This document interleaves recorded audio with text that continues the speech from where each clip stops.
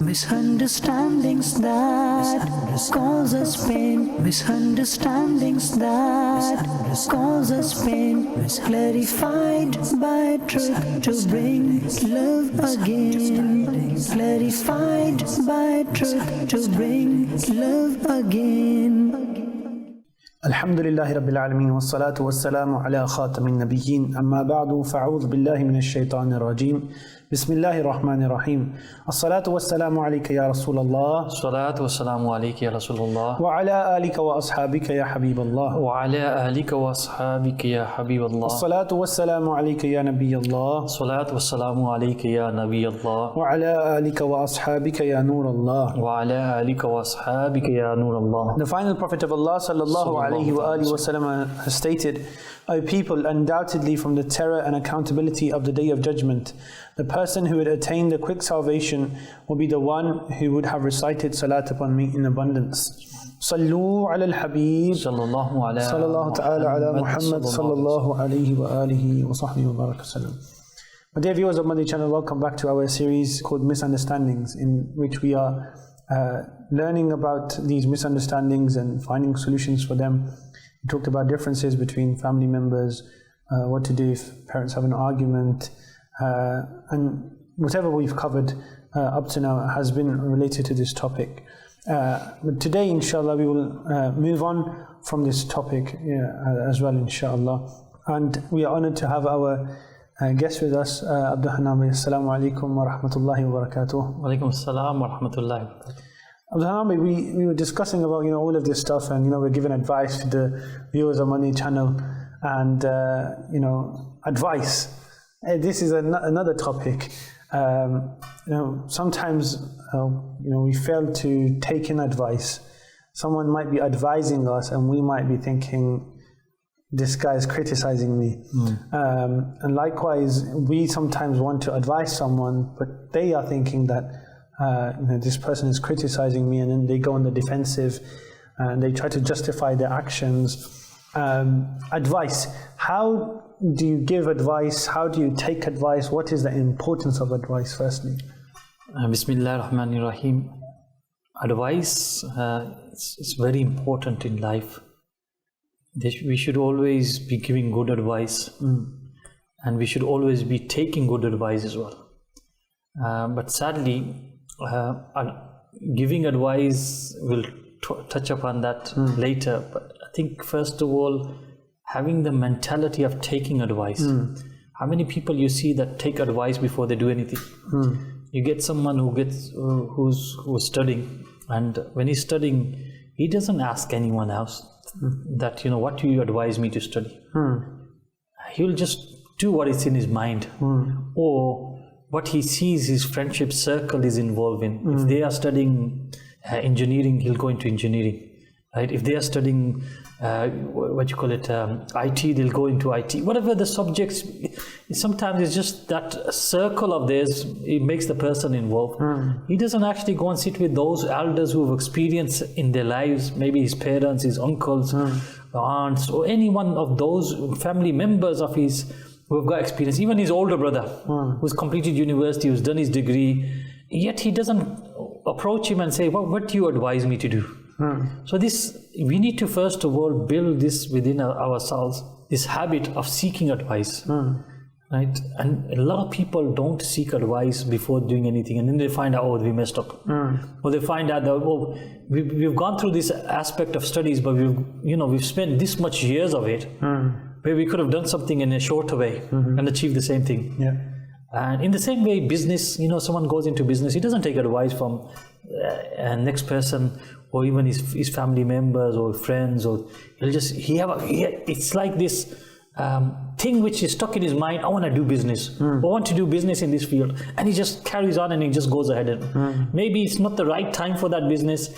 Maybe it's not the right field of things to go into at the time. Could be many things, but there are people around us who have got experience. There are people around us who can advise us in these matters, who've gone through all this struggle. Why not we benefit from their advice? Even our parents are a great means of seeking advice from. Because think about it, we are, whatever age we are, whether we are at the age of 10, 12, 15, 20, 30. But our parents have probably doubled the experience of our lives or tripled the experience of our life in some cases. So going to them, seeking advice from them, look, Dad, I want to do something, Mom, I want to do something, what do I do? Maybe that advice they will give you will it'll benefit you. And it'll benefit you throughout your lives. In actual fact, parents are always giving advice to their children anyway. From childhood, they're stopping you from little things. Son, don't go near this, you'll harm yourself. Or, they're telling the daughters, advising the daughters, avoid this action, avoid this thing. Little things like, for example, going near fire, going to near, things where a child can go into a state of harm, he can injure himself. So the parents are advising from day one. But first of all, are we from those who would go to people for advice? If you look at the early people, they would always go for advice from the awliya, the pious people of Allah subhanahu wa ta'ala. They would seek advice. Famous incident of a man came to the great wali of his time, Sayyidina Ibrahim bin Adham rahmatullah alayhi. And this person was a habitual sinner. He was involved in committing sin, and he was living a life of sin. So he went to the wali of the time, and he said, I have committed many sins. Please advise me. Please advise me that how I can avoid them, how I can get myself away from these actions. Now, this is how the early people would think. They will find, if they find some weaknesses or they find something wrong, they will go and seek advice. The man went to Sayyidina Ibrahim bin Adham, and he gave him, many pieces of advice over that aspect.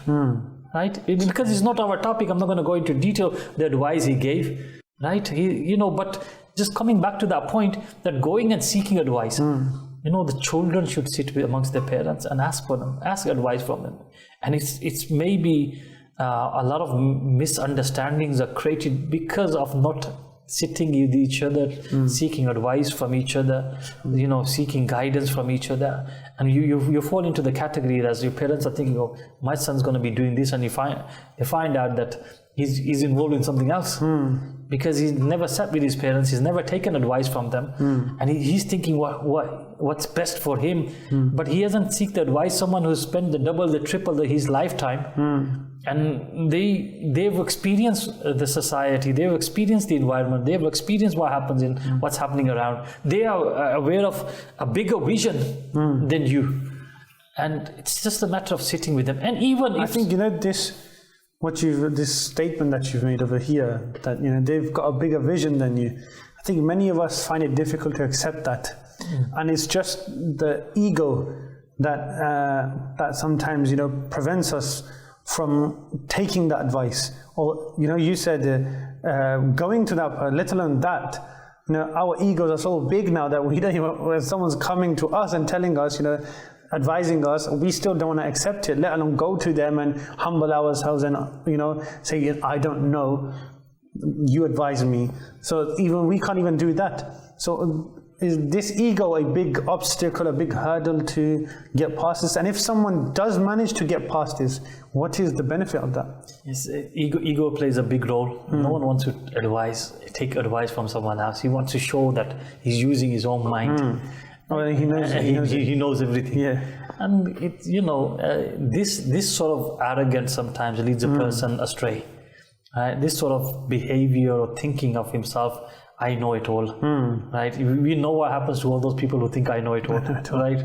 And they end up somewhere stuck. And that's because they've been thinking that we know it all. Right? It's like anyone who thinks better of themselves, it's a matter of danger. What happened to Iblis? What happened to Shaitan? He thought himself better than Sayyidina Adam alayhi salam. That I am made from fire and he's made from clay. This ego of his led him to go astray. So never think that you know better. Okay. And even then, you get the age gap as well. The youth of today might be thinking that my parents can't advise me regarding our time. They're not aware of what's happening in our time. Believe me, they are aware. A lot of the times, a lot of the parents know what's happening in this time.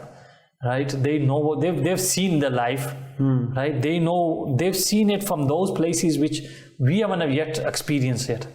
So, always do sit with them and seek advice. So don't think that they are not going to advise you according to your thing. Okay, maybe they say it in a different way, but try to understand them.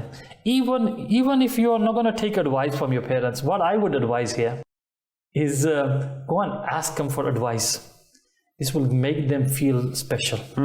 This will make them feel, look, my son's asking me for advice.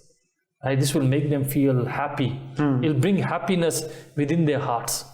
So just even sitting with your parents and, Dad, Mom, what do you advise me? I want to do this. What can you do? It could be that they might give you the right advice at that time, or they might guide you to the right way. Right? And you didn't come to your mind.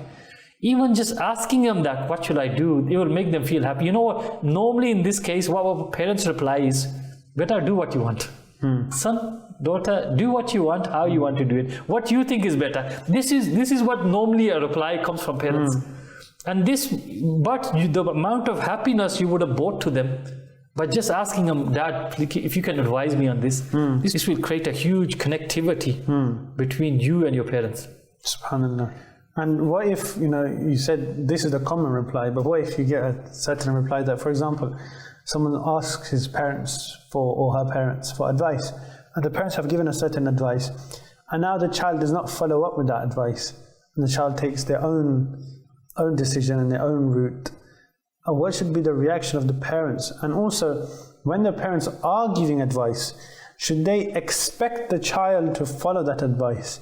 Or should they have that capacity and that lenience to know and acknowledge that if the child does go on a different path, then I will be tolerant? I think the best thing which would come from a parent's mouth at the time would be that whatever you do, beta, whatever you do, son, whatever you do, my daughter, Allah make you successful. Right? This would be even if they've taken up a different piece of advice, or they've not taken your advice, they've gone according to their own way. But the du'as of the parents at that time will make that change for them, will bring that blessing for them in their lives. So, and keep in mind, not necessarily that everyone's advice will be right for everyone, and everyone's advice fits with everyone's lives, because a person's life might be different. Right, so you advise them according to. So normally, the case is when a child is young, what did the parents say? Beta, I want you to become a doctor. Son, I want you to become a doctor. As they say to the daughter, I want you to become a nurse, or I want you to become a pilot, or whatever they want you to become. Now, how many children actually become that? Very few. Right? Many don't become that, but it's just what they feel that this is a good profession. Right? Maybe nowadays those parents thinking of a doctor might have changed. They might say, I want to become a solicitor, I want to become a lawyer. I want you to become a lawyer, I want you to become a solicitor. Or I want you to be, these sort of profession of your engineer in some sense. So, but that's just an advice. But the child's nature, the parents need to understand that it could be the child's nature is not to study in that way. He might not find science very interesting. He might not find mathematics very interesting. He might be someone who likes history. He might be someone who likes other subjects. You want him to become someone who's mastered computer science, and he doesn't like sitting on the computer. Right? He might be a practical person. So understand his nature also. And advise him according to that, because it's like, for example, my parents wanted me to study. They made great effort upon me to study. My mind wasn't on studying. I was more hands-on person.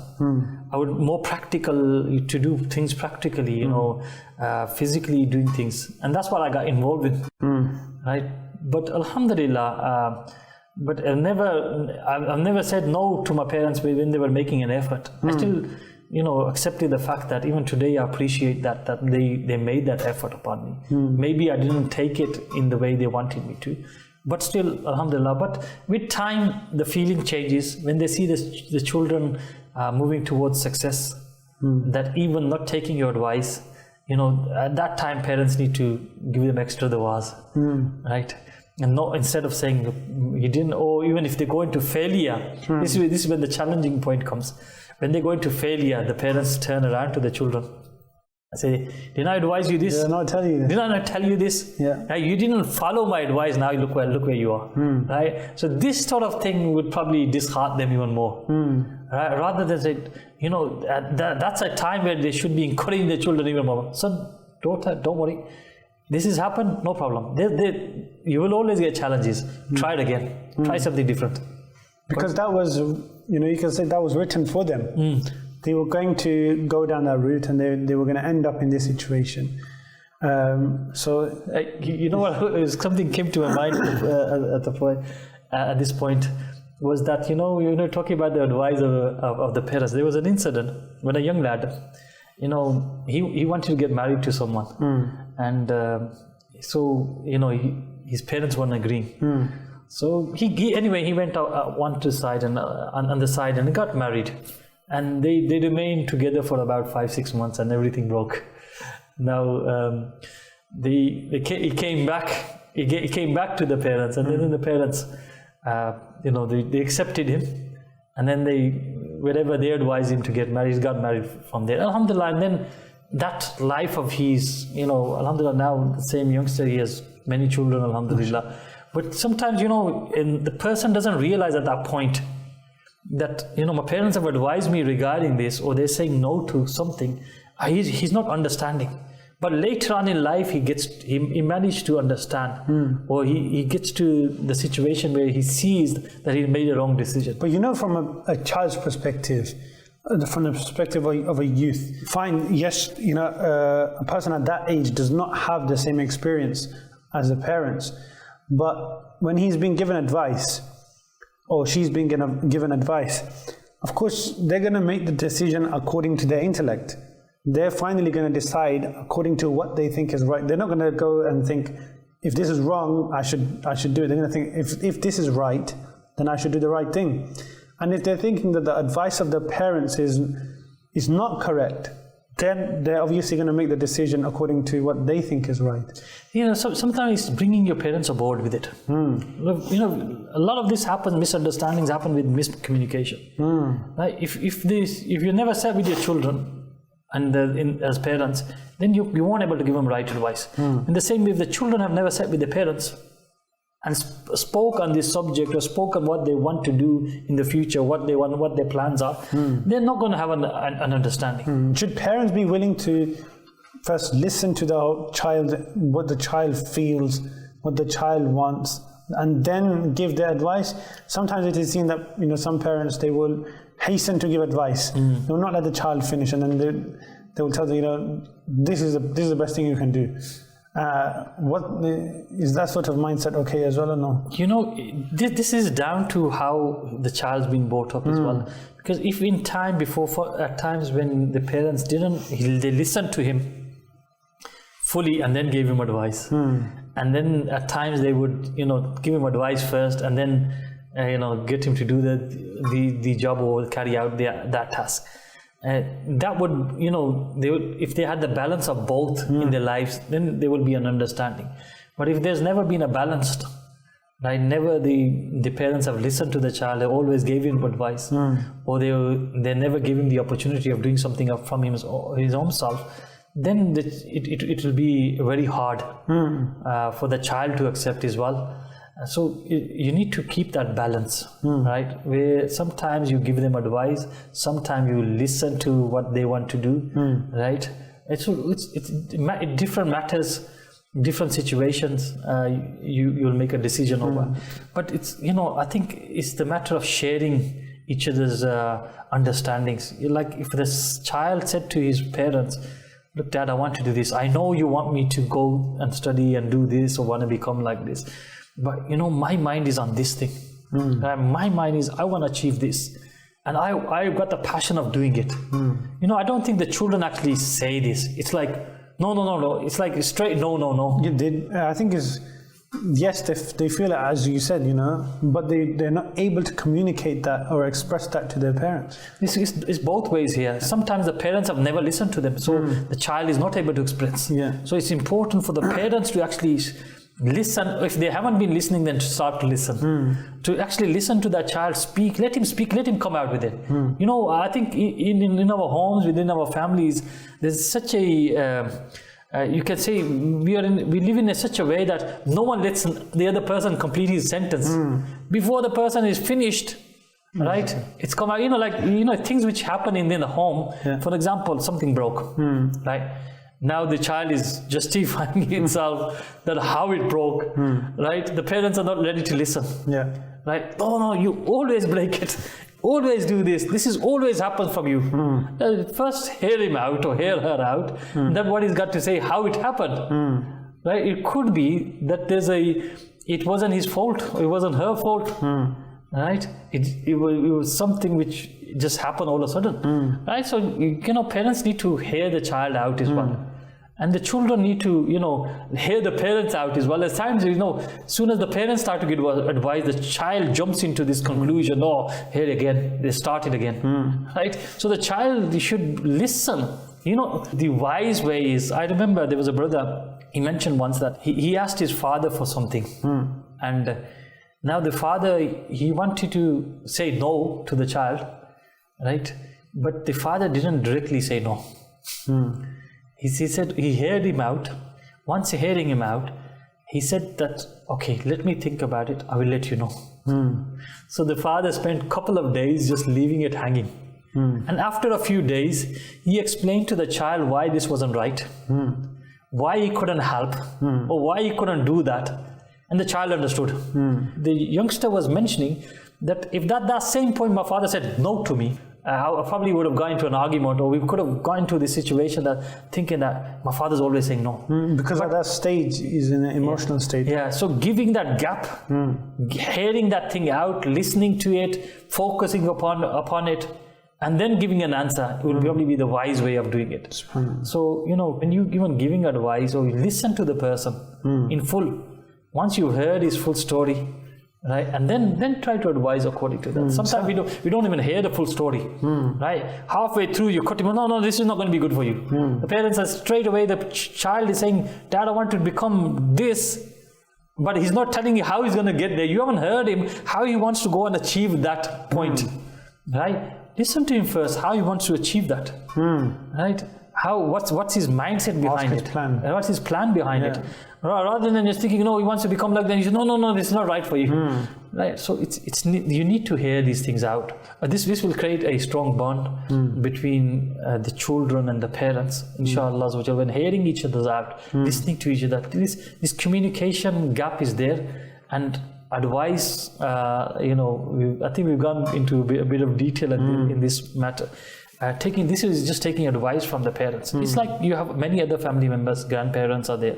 Sometimes the grandmother is sitting there, Puttar, my grandchild, she's advising her grandchild, right? And the grandchild, elderly woman is giving me advice. Maybe because there's a bigger gap here now. That was the parents and the child.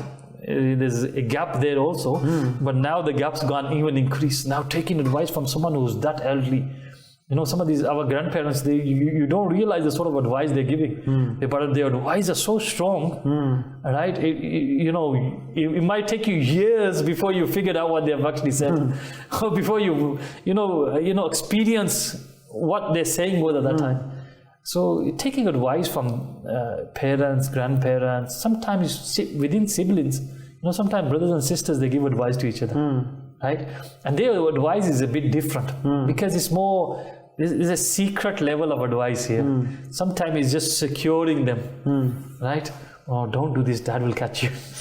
Right? Or don't do this, Mom will say something. Right? So that's an advice also. But it's their level of advice is a lot different to what the advice of the parents. Sometimes it's good to listen. One should listen to these types of advice from the siblings, from each other, because they are there for your benefit, for your good as well. No brother and sister would want something happening to their brothers and sisters, their siblings. So that advice is always there. Sometimes, who are you to advise me? The children amongst themselves. They are at the same sort of age, just a few years gap, and they can't connect with each other. Right? They can't accept the advice of each other. So the parents also should learn from here as well. A child who are similar age, they're not connecting with you, taking each other's advice. How are they going to take your advice all of a sudden? So the way you would advise them, you need to be wise in giving them advice in the right way. You know, the advice we started with, the man came to Sayyidina Ibrahim bin Adham. He said that I committed many crimes, many sins. How do I gain cure from sins? Now, Sayyidina Ibrahim bin Adham rahmatullah alayhi, he didn't directly advise him this, or he didn't ask him regarding his sins. He said that when you have this in your mind that I want to commit a sin, leave the land of Allah subhanahu wa ta'ala. Before that, he mentioned stop eating the sustenance provided by Allah subhanahu wa ta'ala. But look at the way this advice was coming. Meaning, if you want to do something wrong, then first think that Allah is giving you sustenance and you are disobeying the person who's giving you sustenance. Right? And then he said that leave the land of Allah subhanahu wa ta'ala. Move off the land when you decided to commit sin. The person thought, what sort of advice is this? That how can I leave the land of Allah subhanahu wa ta'ala, which I live, and they were bid off someone to go. Then Sayyidina Ibrahim bin Adham rahmatullah advised him to hide yourself in such a way that no one will be able to see you. Right? The man thought, how is it possible? How can you hide yourself that Allah won't be able to see you? Right? So the way Sayyidina Ibrahim bin Adham was advising this person, it made him realize, I'm stuck. I have no way out. I really need to change. This was unique. The pious people of Allah, the way of the advice, subhanallah, it will touch the hearts. It will deeply move them. Subhanallah. A very powerful, giving advice. One should know how to give advice, and selection of words and phrases that one uses whilst giving that advice, as you mentioned. But also, at the core of what you said, for me, I understood, was not just listening, but careful listening, and listening, attentively. I think this is one skill that we've lost in our times, is listening. We know how to speak, we know how to shout, we know how to swear, but we don't know how to listen carefully. So listening is a skill that, careful listening, attentive listening, is one thing that we've lost, unfortunately, or we're beginning to lose. I wouldn't say completely lost. But even, for example, Madani Channel viewers are watching this and listening to this, all the previous episodes that we've talked about, they were probably, or maybe this has gone out of the mind because maybe we weren't listening attentively what's actually being said. For example, sometimes what happens is a parent tells the child to do something. And by child, we don't mean always like a little toddler. We're talking about, we are children of our parents. We're all children. So a child can be at any age, because a child is a child of the parent. A child is told to do something, or bring some, milk or eggs or yogurt, and the child goes and then forgets. What did mom say? What did dad say? And he forgets, and then comes back, and the parents, they start shouting at you always forget. But again, it's one of the reasons, because he's not listening carefully. But we'll talk about that later in detail as well. But when, for example, sometimes we see our elders, they may make a mistake, and we want to advise them. How should we go about doing that? And maybe it's not always a mistake. Maybe it's just something we want to bring their attention towards. But how do we do that in a respectful manner? I think for this, it's very difficult for a child to give advice to the parents or the elders, and for even the elders to even accept. First, giving that advice is difficult, and then to accept. There are many ways of this. Sometimes one doesn't give a direct advice, right? The advice could be in a form of a question. The advice could be, someone did this. How would you go around it? There are many ways of, like for an example, I remember there was a brother.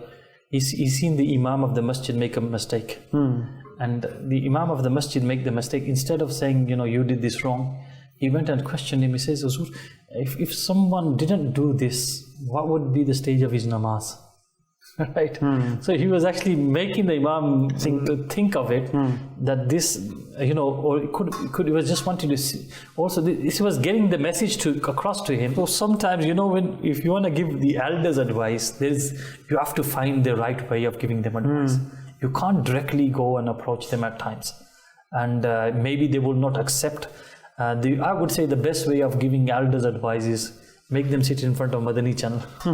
Alhamdulillah, our channel, especially Amir Sunnat, Damat Barakatum Aliyah, the way he advises, I think everyone listens and accepts. And also, Alhamdulillah, this is why Amir Sunnat has made a separate channel, you can say, for the elders. Buzurgs Madani Channel for just elders. So they are parts of Madani Channel recordings which are just for elders. Alhamdulillah. And this is unique because the elders, if you want your parents or your elders to gain that sort of advice, you make them watch this, because the mindset of Amir Sunnah, especially Madani Muzakara every Saturdays, this is a live question and answer session where people from all over the world with different types of issues, problems, different sides of questions in their minds, they come into the court of Amir Sunnah, the founder of Dawat Islami, Hazrat Abu Bilal Muhammad Ilyas Qadri Sahab Damat Barakatuh, and they ask him these questions, and he guides them, and his answering of are unique, just like we've heard about the answers of the Buzurgan Adeen. The pious people of Allah, their way of rectification is a lot different than how we would rectify. And this is a way for us to learn as well, how to rectify people, how to advise them. And you will learn this from these sort of silsilas, these sort of episodes, Alhamdulillah Azza wa Jal. And Alhamdulillah, you have many episodes and many different silsilas on Madani Channel which explain, and these things are discussed just like we are discussing today. So Alhamdulillah, it's important that if you want the elders to seek advice, let them learn from those who they accept, right, rather than you going directly to them. It's hard, and sometimes it could be that you didn't understand what they did, because see, there's a communication gap, or there's a gap of age. Sometimes parents are doing something, we might be thinking it's wrong. It might not actually be wrong. So just, generally saying that this is wrong, right? And then, it's like, for example, you've seen your mother perform namaz, right? She performs namaz regularly, and one day you didn't see her pray namaz. Now, for you to just approach your mother and say, look, mom, you didn't read namaz, this would be wrong. Because someone who performs it all the time, for you to advise them now, you miss namaz and this or that, this will be wrong. Right? And another way that we mentioned previously in our episodes as well is we're giving the home dars. And if you're regularly giving a home dars and you do want to rectify someone, you can. But if it's regular, then that's the thing. If one time you just pulled it out and you were specifying that particular topic, then it might be, oh, he's having a go at me. But if it's something regularly done, MashaAllah, and within that regularness, we can open up that particular topic and then give advice like that. I think parents can do that as well for their children, and then if the children have the opportunity and they do want the parents' attention towards a particular thing, they can also do that. But this was with regard to advice. The time of our episode is coming to an end. But inshallah, we will discuss a few other topics in our forthcoming episodes, inshallah.